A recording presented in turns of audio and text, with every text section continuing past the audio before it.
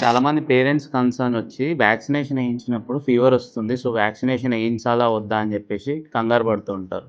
So, ఈరోజు మనం vaccination గురించి డీటెయిల్‌గా తెలుసుకుందాం. Hello! I'm doctor Nishant, consultant paediatrician and neonatologist, Jaya hospital, Mahabubabad. So, vaccination ఏయించాక ఫీవర్ వస్తుంది అని చెప్పి కంగారు పడుతుంటారు చాలామంది parents. But it's a natural phenomenon అండి. అందరికి ఎవరికైనా సరే, అడల్ట్స్‌కైనా సరే ఏదైనా ఇన్ఫెక్షన్ వచ్చినప్పుడు ఫీవర్ అనేది చాలా కామన్. పిల్లలకి వ్యాక్సినేషన్ ఏయించినప్పుడు ఫీవర్ ఎందుకొస్తుంది అనంటే, వ్యాక్సిన్స్ ఆర్ నథింగ్ బట్ నేచురల్‌గా మన మైక్రో ఆర్గానిజమ్స్ ఏవైతే ఉంటాయో, ఇన్ఫెక్షన్ వచ్చే మైక్రో ఆర్గానిజమ్స్ వాటినే మన బాడీలోకి ఇంజెక్ట్ చేస్తుంటారు. But these are weakened forms అనమాట. మైక్రో ఆర్గానిజమ్స్ ఏవైతే ఉంటాయో, అవి వీకెండ్ ఫార్మ్స్‌లో మన బాడీలోకి ఇంట్రొడ్యూస్ చేస్తారు. ఎందుకు ఇంట్రొడ్యూస్ చేస్తారు? నేచురల్‌గా మన బాడీ కోప్ అప్ చేయడానికి ఆ ఇన్ఫెక్షన్. సో, నెక్స్ట్ టైమ్ ఎప్పుడైనా ఇన్ఫెక్షన్ వచ్చిందంటే, మన బాడీలో కొన్ని మెమరీ సెల్స్ అనేవి ఉంటాయన్నమాట. Immunity system. సో, ఈ మెమరీ సెల్స్ ఏం జేస్తాయంటే, ఆ ఫారెన్ బాడీ మైక్రో ఆర్గానిజం ఏదైతే వచ్చిందో, మన ఇన్ఫెక్షన్ ఏదైతే కాజ్ చేసిందో, దాన్ని రికగ్నైజ్ జేసి దాంతోని పోరాడుతుందనమాట.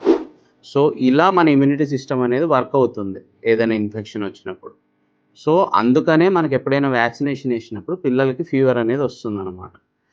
సో, ఈ ఫీవర్‌ని ఎలా టాకిల్ జేయాలి? ఫస్ట్ ఆఫ్ ఆల్ కంగారు పడకూడదండి. నెక్స్ట్ మనం టెపిడ్ స్పాంజింగ్ జేయాలి. కంప్లీట్ బాడీ టెపిడ్ స్పాంజింగ్ జేయాలనమాట. తడిగుడ్డతో తుడిచేసేయాలనమాట. నెక్స్ట్ పారాసిటమాల్ సిరప్ వేసుకోవాలి. నెక్స్ట్ టెంపరేచర్ మానిటరింగ్ అనేది మ్యాండేటరీ. టెంపరేచర్ అబోవ్ 100 వస్తే ఫీవర్ కింద కన్సిడర్ జేస్తాం. మనం ఇంతకుముందు గూడా మాట్లాడుకున్నాం.